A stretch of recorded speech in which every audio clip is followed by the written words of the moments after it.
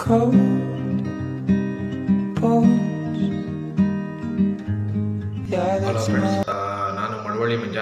ಈ ವಿಡಿಯೋದಲ್ಲಿ ಏನಪ್ಪ ಇನ್ಫಾರ್ಮೇಷನ್ ಅಂದರೆ, ರಾಜೀವ್ ಗಾಂಧಿ ವಸತಿ ನಿಗಮದ ಮನೆಗಳೇನಿದ್ದಾವೆ ಆ ಮನೆಗಳ ಬಗ್ಗೆ ಮಾಹಿತಿ ಕೊಡೋದ್ರಿಂದ ಇವಾಗ ಏನಪ್ಪ ಬೇರೆ ಮಾಹಿತಿ ಅಂತಂದರೆ, ಅಲ್ಲಿ ಈಗ ಏನು ಅಂಗಡಿ ಮನೆಗಳು ಕಟ್ಟಿದ್ದಾರೆ ಅಂದರೆ ರಾಜೀವ್ ಗಾಂಧಿ ವಸತಿ ನಿಗಮದಿಂದ ಸರ್ವೆ ನಂಬರ್ 30ರಲ್ಲಿ ಅಗ್ರಾರ್ಪಾಳ್ಯ ಸರ್ವೆ ನಂಬರ್ 30ರಲ್ಲಿ ಏನು ಅಂಗಡಿ ಮಳಿಗೆಗಳನ್ನ ಕಟ್ಟಿದ್ದಾರೆ.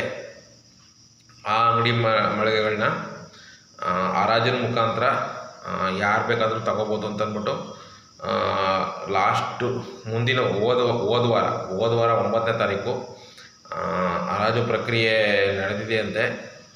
ಯಾರಿಗೆ ಅಂದರೆ ಅಲ್ಲಿ ಮನೆ ಯಾರಿಗೆ ಮೆಸೇಜ್ ಕಳಿಸಿದ್ದಾರೆ ಅಂದರೆ ರಾಜೀವ್ ಗಾಂಧಿ ವಸತಿ ನಿಗಮದವ್ರನ್ನೇ.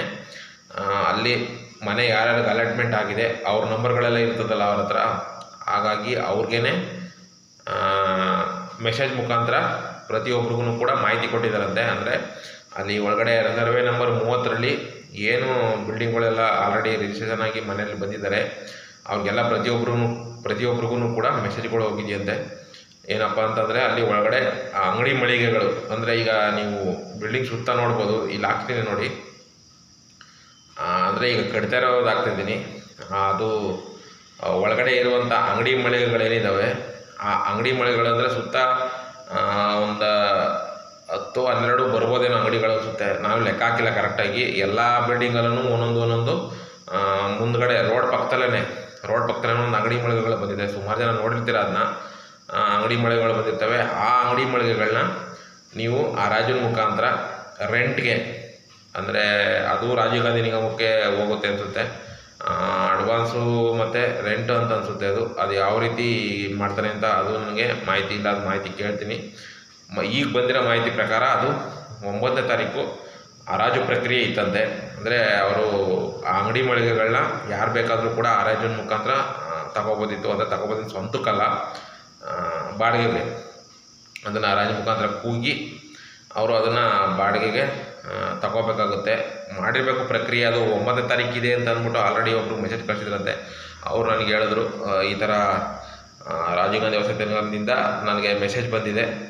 ಹರಾಜು ಅಂದರೆ ಅಲ್ಲಿ ಏನು ಅಂಗಡಿ ಮಳಿಗೆಗಳಿದೆ ಆ ಅಂಗಡಿ ಮಳಿಗೆನ ಹರಾಜು ಹಾಕ್ತೀವಿ, ನೀವು ಕೂಡ ಬಂದು ಭಾಗವಹಿಸಿ ಅಂತ ಅಂದ್ಬಿಟ್ಟು ಅಲ್ಲಿನ ನಿವಾಸಿಗಳಿಗೆ ಮೆಸೇಜ್, ಅಂದರೆ ಅಲ್ಲಿ ಯಾರ್ಯಾರು ಹೋಗಿದ್ದಾರೆ ಅಂತ ಅವ್ರಿಗೆ ಗೊತ್ತಿರುತ್ತೆ. ರಾಜೀವ್ ಗಾಂಧಿ ವಸತಿ ನಿಗಮದವ್ರಿಗೆ ಯಾರ್ಯಾರು ಮನೆ ಅಲಾಟ್ ಆಗಿದೆ ಆ ಪ್ರತಿಯೊಬ್ಬರಿಗೂ ಕೂಡ ಮೊಬೈಲ್ ಮುಖಾಂತರ ಮೆಸೇಜ್ ಮುಖಾಂತರ ಕಳಿಸಿದಾರಂತೆ. ಅದೊಂದು ಮಾಹಿತಿನ ಹಂಚ್ಕೊಂಡಿದ್ದಾರೆ.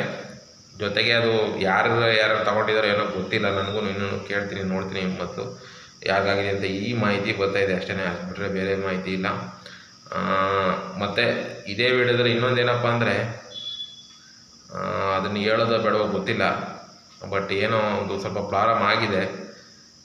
ಈ ಸತ್ಯ ಹೇಳಿದ್ರೆ ಪ್ರಾರಂಭ ಆಗೇ ಆಗುತ್ತೆ, ಆಗದೇನಿರಲ್ಲ. ಯಾಕೆಂದರೆ ಅದು ಹೇಳೋದು ಬೇಡ ಬಿಡಿ. ಇನ್ನೊಂದು ವಿಡಿಯೋದಲ್ಲಿ ನಾನು ಏನು ಅಂತ ಮತ್ತೆ ವಿಚಾರನ ಮಾಡಿಬಿಟ್ಟು ಹಾಕ್ತೀನಿ ನಾನು.